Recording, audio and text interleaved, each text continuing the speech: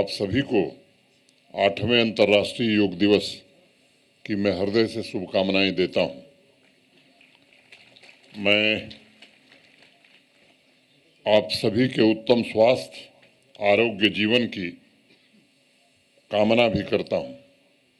जैसा मेरे पूर्व माननीय मंत्री जी ने बताया, इस वर्ष मानवता के लिए योग थीम पर पूरे देश में और मैं कहूं कि विश्व में योग दिवस मनाया जा रहा है। और हम सबके सम्माननीय प्रधानमंत्री श्रीमान नरेंद्र मोदी जी के नेतृत्व में 75 आइकॉनिक स्थानों पर योग का आयोजन हो रहा है। वैसे तो पंचायतों से लेकर के मुझे लगता है कि हर विद्यालय में अनेक स्थानों पर योग हो रहा है, लेकिन आज़ादी के अमृत काल में, आज़ादी के 75 वर्ष पूरे होने पर 75 आइकॉनिक स्थानों को भारत सरकार ने चिन्हित किया। और हमारे लिए खुशी की बात यह है कि उसमें 25% हिस्सा हमारा है। माने 3 आइकॉनिक स्थान जम्मू कश्मीर के हैं। आज हम सब यहाँ इकट्ठे हैं डल के किनारे, ये पहला स्थान है। दूसरा मार्तंड मंदिर है और तीसरा जम्मू में सुचेतगढ़ है।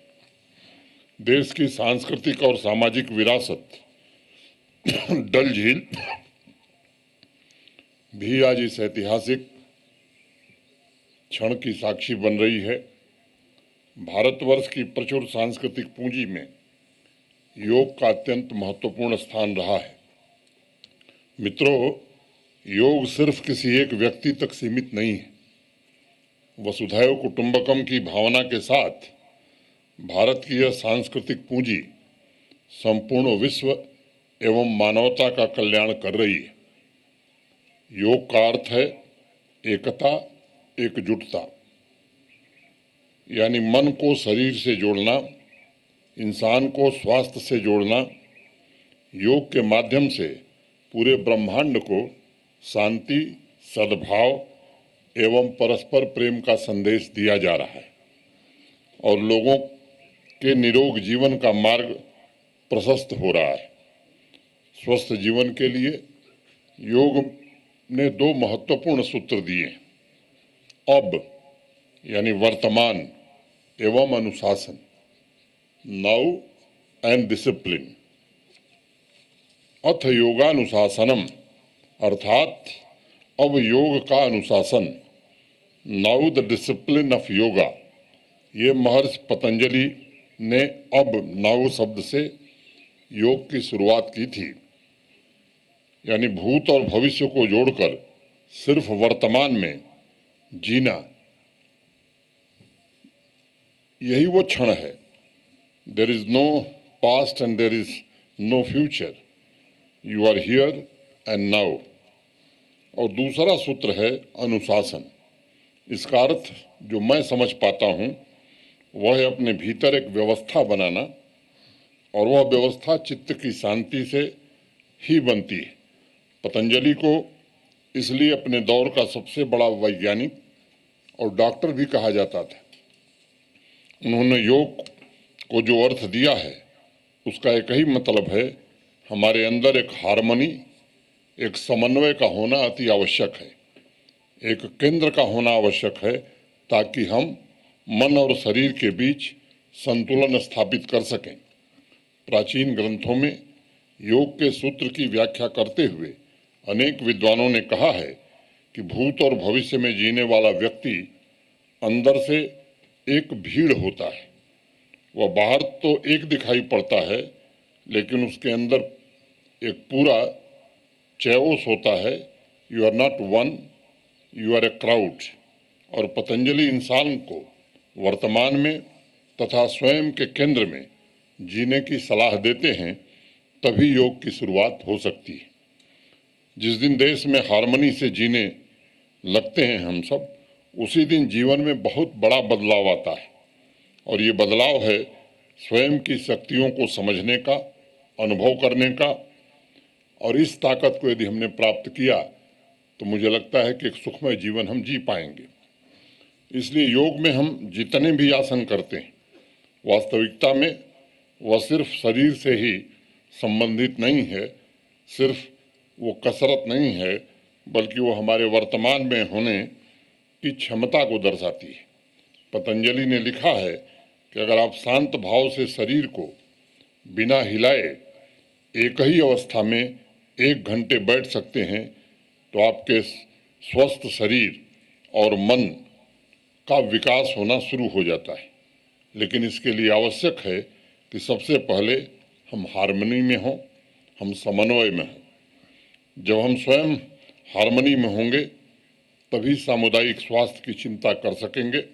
और इसलिए योग का विशेष बल इस बात पर है कि प्रत्येक व्यक्ति की स्वास्थ्य की रक्षा करके कम्युनिटी को स्वस्थ बनाया जाए, कम्युनिटी के स्वास्थ्य की चिंता की जाए। अभी मेरे पूर्व मुख्य सचिव डॉक्टर मेहता ने आपको बताया, कोरोना महामारी की दूसरी लहर में जब पूरी मानवता स्वास्थ्य की समस्या से जूझ रही थी, तब एशिया तथा पश्चिम के देशों के डॉक्टरों और नर्सों ने योग के सहारे लोगों के श्वसन तंत्र को मजबूत बनाने की पहल की। हार्वर्ड यूनिवर्सिटी के पब्लिक हेल्थ रिसर्च विभाग में तो बाकायदा रिकमेंडेशन जारी करके लोगों से योग करने की अपील की थी। डॉक्टर्स, रिसर्चर्स सबने एक स्वर से कहा, योग से शरीर में ऑक्सीजन का फ्लो अच्छा बनाया जा सकता है और अनेक आसनों से संजीवनी की तरह प्रत्येक व्यक्ति को स्वस्थ और सुखी रहने के संकल्प को पूरा किया जा सकता है। कोरोना महामारी के इस भीषण दौर में इस धारणा को पूरे विश्व में मजबूती मिली। पहली बार न सिर्फ स्वास्थ्य जागरूकता बढ़ी, लेकिन लोग शरीर के हीलिंग पावर के प्रति सचेत हुए तथा इसके सकारात्मक प्रभावों के चलते योग आज एक जन आंदोलन बनता जा रहा है। मानवता के लिए योग, ये थीम सभी डॉक्टर्स एवं नर्सेस की तपस्या, जन जन के प्रयास और हमारे योग गुरुओं के संघर्ष की एक समर्पित कहानी है। कोरोना महामारी के दौरान जितने भी हेल्थ एक्सपर्ट्स या स्टेट हेड महामारी से उत्पन्न चुनौतियों से निपटने की चर्चा कर रहे थे, उसमें योग की चर्चा अवश्य होती थी। उपचार से ज़्यादा रोकथाम के उपायों पर लंबे विचार मंथन आयोजित किए गए हैं और वर्तमान में युवाओं के लिए योग रोजगार का भी एक नया साधन बन गया है। महाकवि भर्तृहरि ने लिखा है कि लगातार योग का अभ्यास करने से अच्छे गुण सगे संबंधियों जैसे हो जाते हैं।